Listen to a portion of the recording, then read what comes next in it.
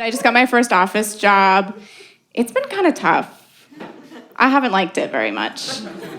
I guess I genuinely thought at a 9 to 5, they weren't allowed to contact you after 5. I thought that was American labor law.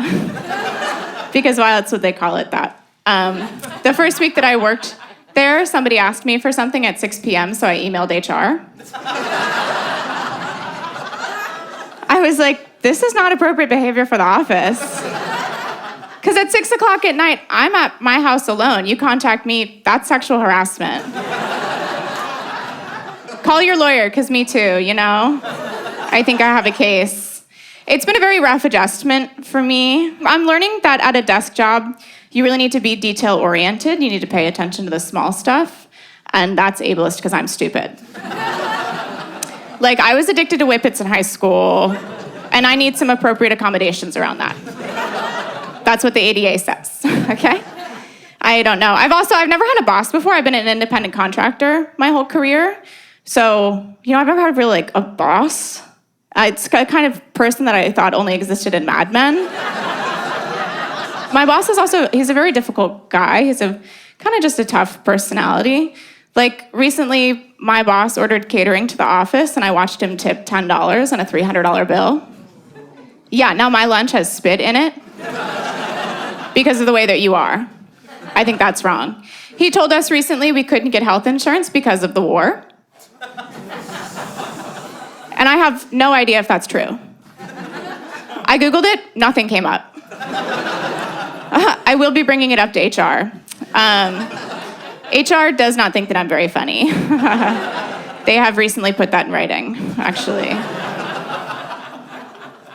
Another reason I'm having a hard time adjusting to the office is I'm realizing I'm addicted to clicking links. Feels so good.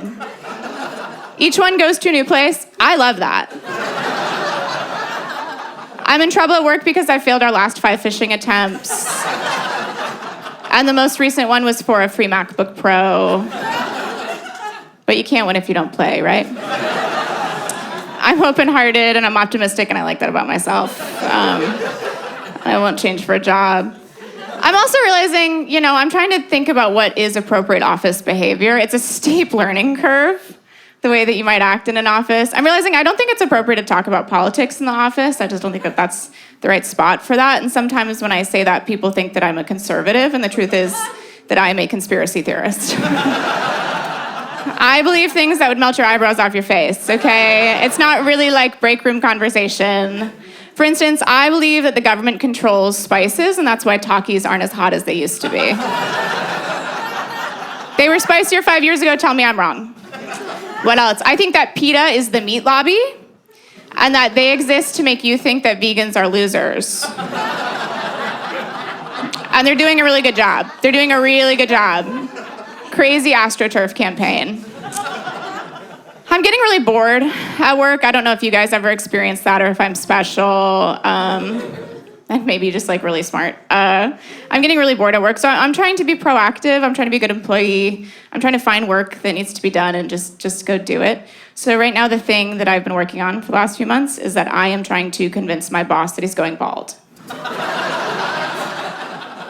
Thank you, it's going really well. Here's how I'm doing it.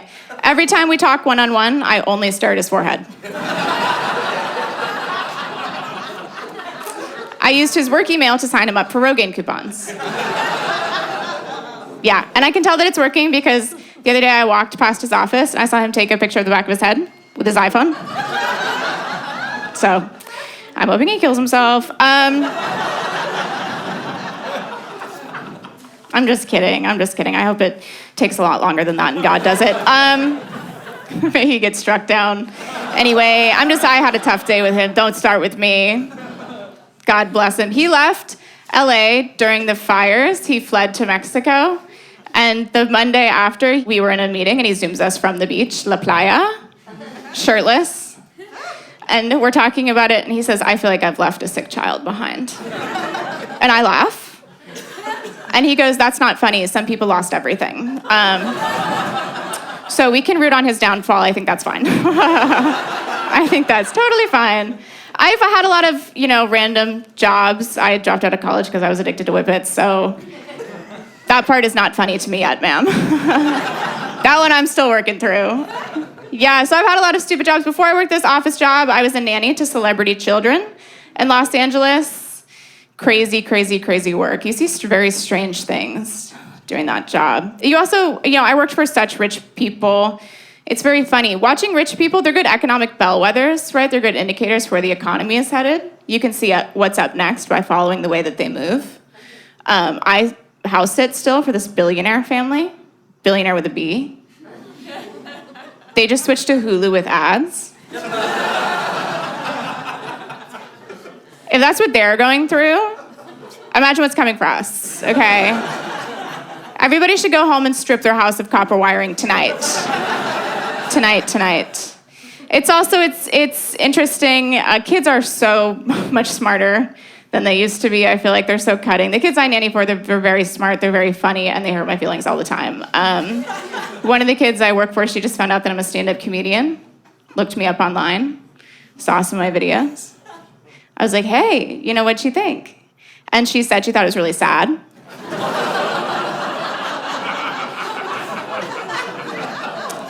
And I had to be like, maybe you didn't get it, I'm doing sort of an elevated thing up there. I get a little political, and she tells me, whatever it is, it's not landing. She tells me time to pivot. So I quit, and I got a desk job. Do you know how sad it is to have an 8th grader say something that fundamentally changes the course of your life? If you're a parent in here, I bet you do. Yeah, all my kids the kids I nanny for were addicted to YouTube. All kids are addicted to YouTube now. That's what Gen Alpha is. They have new language with each other. The kids I nanny, when they speak to each other, sometimes they will ask one another to like and subscribe. We're witnessing the invention of a new language. It's crazy. TikTok went down for a few hours a couple months ago. I thought they were going to storm the Capitol. The amount of political power they had in that moment was unbridled, unmatched. They started doing ASMR videos to each other, waiting for TikTok. They were doing unboxing videos of their backpack.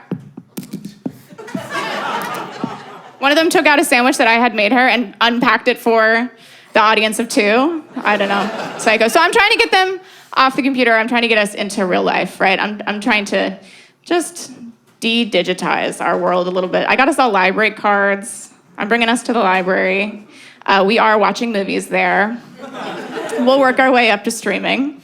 So I'm seeing a bunch of movies that I've never seen before. I just watched The Matrix for the first time. Yeah, thank you. I didn't get it. I did not get it. It went so far over my head. It was like watching a movie in French, to be honest with you. And I think the reason I didn't get it is that, if somebody approached me with the truth about reality, I would be like, that sounds like none of my business. If a government agent said, we need your help, I would be like, that is going to make me late for Pilates. I kind of have a lot going on, I can't be doing your job, too.